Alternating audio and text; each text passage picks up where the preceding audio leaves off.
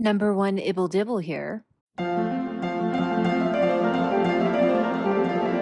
Hello, friends. Happy New Year. Today, I wanted to talk about the Politico article, The Backlash, and why some people still aren't getting it. First, if you haven't read it, or for memory's sake, let me read you only the parts about Meghan and Harry. If you have read it and you don't care to hear me read it, I am putting a timestamp below in the description box that you can click on. Just open the description box and click on the timestamp there to skip forward to the discussion. It's been a good run for the narcissists. Over the past decade or so, a mix of shameless self-aggrandizement and self-confident charm has served certain people extraordinarily well, turning them into venture capital darlings, licensed merchandise magnates, Forbes cover models, social media superstars, Oprah confessors, business conference keynoters, new money plutocrats, and in one case, president. Elon Musk, Sam Bankman-Fried, Ye, nay Kanye West, Elizabeth Holmes, Meghan Markle, Donald Trump. All of them used attention as currency and ego as fuel, and were rewarded for a time with what they craved. We're drawn to people who love themselves. But somewhere between the fifth and sixth hour of Harry and Meghan, the new Netflix documentary series produced by the former Duke and Duchess of Sussex and filmed at their California mansion, which suggests that there is no one more in love, no one more socially conscious, no one more aggrieved. My natural sympathy for the couple started turning to irritation, and it occurred to me that ego has its limits, and it struck me that the overreach that led to the Sussexes' critically panned mega-series is the same impulse that turned Elon Musk into a terror on Twitter, that prompted Ye to up the ante of outrageous behavior until he crossed the line into blatant anti-Semitism, that sent Bankman-Fried from the top of the world to a Bahamian jail. Some of these turns of fate are more dramatic and complete than others, but once we tally up the losses, it could be that 2022 marks the year our love affair with narcissists started to falter. Many of them met this year with declines in fortunes, falls from grace, or newfound public skepticism. Many seemed to overstay their welcome in the public glare. And if this is the moment when we started to crave boring public figures for a change, well, to a large degree, the egotists did it to themselves. Maybe they couldn't help it. Narcissism can be a clinical diagnosis, but social scientists define it as a personality trait. It shows up on a spectrum. All of us have some degree of self-love, which probably explains our behavior on Facebook and Instagram. But the people Harding calls, quote, grandiose narcissists, end quote, or at one point in our conversation, quote, charismatic attention hogs, end quote, stand apart. They believe they're the absolute best at what they do. They go to great lengths to protect and defend their egos. They strive to be unique and promote themselves energetically. That's the story in a nutshell of Harry and Meghan, who at first seemed uncommonly savvy for the way they've managed their public lives, breaking free of British royal misery, then cashing in spectacularly on the drama. In 2020, they inked a reported $100 million development deal with Netflix. In 2021 came their blockbuster Oprah interview and a reported $20 million advance for Harry's tell-all memoir, Spare. Their current Netflix series premiered to high ratings, and an explosion of media think pieces made you look. Part of it is chilling. An up-close look at the British tabloid press, complete with heart-wrenching footage of Harry's mother, Diana, hounded by paparazzi. But the legitimate complaints are wedged between glamour shots, from footage of Meghan getting fitted for ball gowns to a vast collection of flattering photos and videos they took during their royal exit, apparently preparing for a photogenic tell-all. Even sympathetic critics have groused that there's little new here beyond the vanity. In The Guardian, Marina Hyde compared the couple to, quote, a pair of ancient mariners with a TV contract, condemned to tell their tale to everyone they meet, end quote. Marina.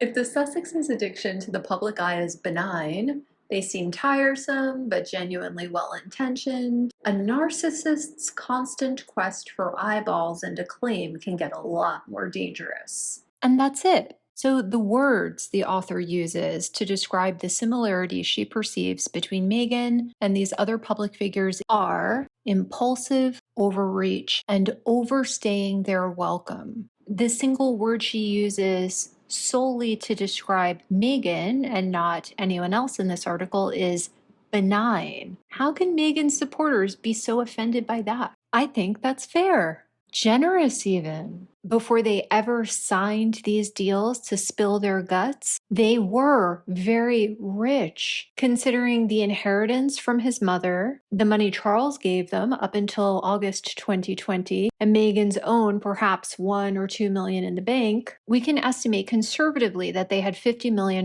between them, invested in the most conservative ways. I'm talking about a 6% annual return. They would still have $3 million a year to live off of, never opening their mouths again. And likely far more than that. Between 2018 and 2022, the S&P 500 average annual return has been 8.24% per year. That would be $4,120,000 of just interest to live off of every year. But they're greedy and they could not wait to slowly upgrade houses and neighborhoods like other young marrieds. They had to live in a nouveau riche palace and fly on private jets on day one. That's impulsive. On one hand, I cannot blame them for taking the money. On the other, there's nothing in their CVs that indicates they would be competent directors or producers of interesting films. And it's strange to me that Spotify didn't kind of give Meghan a trial run, seeing how good of an interviewer she really was before they signed any deal. They know they're incapable of the job, but they'll take it anyway. That's overreach. As far as overstaying their welcome, their reviews speak for themselves. I was never against Harry marrying Meghan, and I would still think a lot better of both of them if they hadn't shown their true colors. Even knowing they were greedy, knowing they were incompetent, knowing they were whiners who complained in a really unattractive way, I would still think more of them if I just hadn't been reminded of how terrible they are once a week ad nauseum. We all have friends that are fun or funny or maybe just rich and glamorous, but also toxic. We like to spend time with them, but a limited amount of time for sanity's sake. H&M are absolutely those friends who have worn out their welcome. As for benign, I beg to differ. While it's true that narcissism exists on a spectrum, there is no such thing as a harmless narcissist. Let me quote Barry Brogard, a psychologist and neuroscientist who's done extensive clinical work with various personality disorders. Quote, in its clinical form, narcissism is a personality disorder. According to the DSM-5, in order for an unusual personality to be regarded as disordered in the clinical sense, it must give rise to a pattern of thought and behavior that is so problematic that the afflicted person is unable to function in society. For example, they may be unable to follow rules or hold a job. End quote. What do you think? Can Meghan follow rules? Can Meghan hold down a job? She clearly couldn't follow the rules of the royal family, I mean. Need we say more? How long did it take her to get out this Netflix thing? What was the quality of her Spotify podcasts like? Back to Barit. Quote, in common parlance, narcissism doesn't refer to the clinical disorder. Rather, it depicts a troublesome personality that causes other people great distress. It doesn't significantly compromise the afflicted person's ability to function. Narcissism, in this subclinical sense, can be thought of as a personality disturbance or distortion as opposed to a disorder. That is, narcissism, in its subclinical manifestation, is a psychological condition that falls short of meeting the diagnostic criteria for the corresponding clinical personality disorder, but which nonetheless can create havoc in interpersonal relationships. End quote. So does it matter if Meghan is personality disturbed or personality disordered? What do you think? Let me know in the comments below. I think the proof is in the pudding. Sugars always tell me, what has she done to you? She's done nothing to anybody, but I think she's let a lot of people down and used a lot of people. Where the author slips up a bit is describing all of her subjects as grandiose narcissists, aka charismatic attention hogs. That is not quite right. All of the others are grandiose, but Megan is something different. Megan certainly demonstrates grandiosity, but she is much more of a vulnerable narcissist. And that comes with its own personality traits and behavioral patterns that are neither recognized nor acknowledged in this Politico piece. Grandiose narcissists and vulnerable narcissists have the same traits, but in vulnerable narcissists, as Megan would say, everything is just smaller.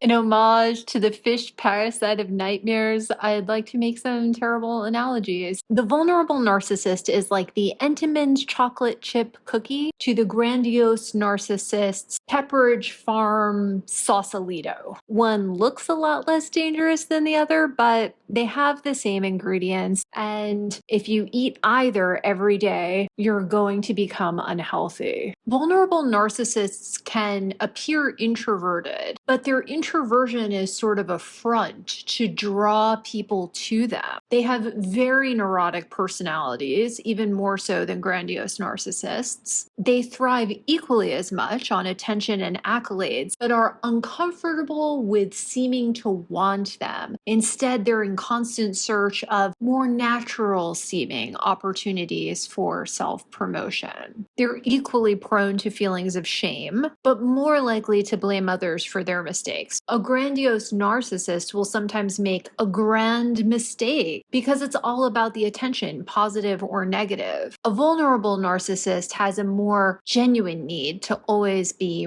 right. And finally, the vulnerable narcissist always takes and almost never gives. Grandiose narcissists recognize that normal people admire generosity, admire magnanimity, and so they can be generous, they can be magnanimous if they are getting sufficient attention, admiration, and reward for doing so. Vulnerable narcissists prefer to play the victim, play the needy one so they can take. That all sounds a little bit more like Megan, right? And if you're thinking, no, that's not narcissism, what is she talking about? She just hates Megan. Check the description box below. I'll link you to a couple articles on Psychology Today. Here's another what analogy. A grandiose narcissist runs their life like a currency exchange. They get a little bit of everything that goes in and goes out. Small, large, good, bad. Their only job is self-promotion and dominance. All trades are good trades for them. A vulnerable narcissist runs their life more like a Ponzi scheme. They overpromise, underdeliver, blame everyone but themselves for poor performance. They try to make victims blame themselves for their gullibility. They try to invoke pity for their incompetence. Vulnerable narcissists are very adept parasites who rely on fair, trusting people to forgive and forget until they simply cannot do it anymore. Even in the act of demanding this forgiveness over and over and over, they wear people down to the point that their victims no longer seek compensation. They're so disgusted, they're happy to just walk away. Once a vulnerable narcissist is no longer being given the benefit of the doubt in any relationship, professional or personal, they don't try to turn things around by behaving better. They simply move on to people who don't know them yet. Just like a Ponzi scheme relies on constant influxes of new money to pay out fake returns on old investments. In typical lives, this is a new office, a new dinner party circle, a new group of parents at their kids' school, a new hair salon, etc. Megan's problem is really her breach. It's her Achilles heel. She wanted to be the most famous photographed woman in the world, like her dead mother-in-law. However, once the world knows who you are, you have nowhere to run. It's put up or shut up. She's not doing all of the marvelous things she says she wishes to do with charity, etc. So now the world is asking her to shut up.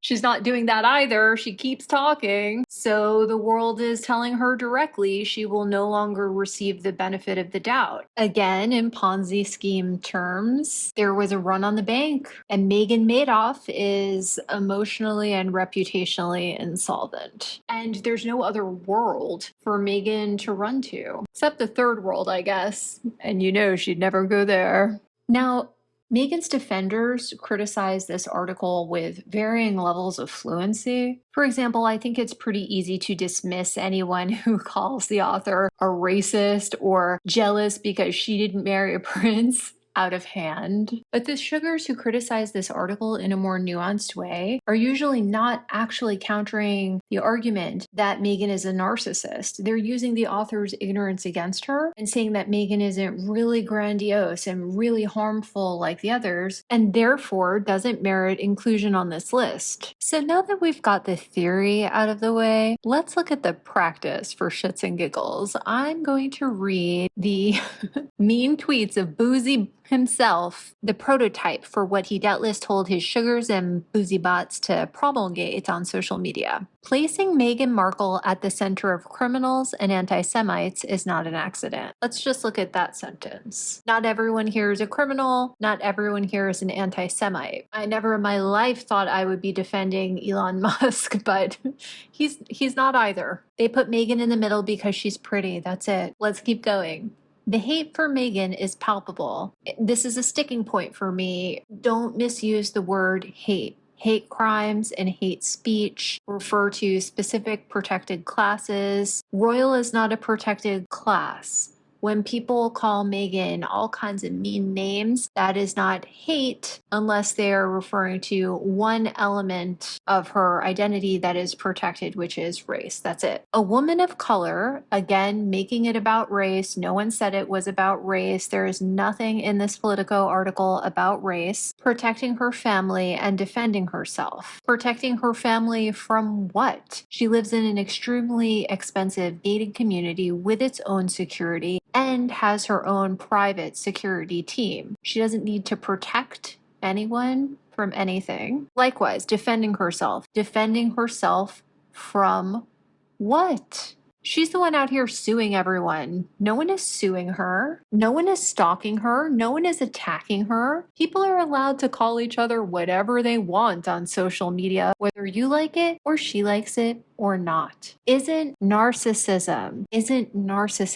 Christopher Boozy, nothing you've said so far relates to the disturbance or disorder of narcissism. NPD is a set of personality traits that leads to patterns of behavior. If people are describing those accurately and matching them up to Megan's behavior and personality, sorry, walks like a duck, sounds like a duck, quack, quack, Boozy, it's a narcissist. It's survival. Again, with this whole idea that she's being threatened. She's not being threatened. No one is threatening her. Stop. Joanna Weiss and Politico Mag should apologize for this garbage take. I don't think so. Boozy, I think you need to apologize for terrorizing people. And you need to apologize for lying to your clients, telling them you can identify hate propaganda when you can't, telling them you can identify bots when you can't, telling them you can identify communicative gangs when you can't, telling your client that using your services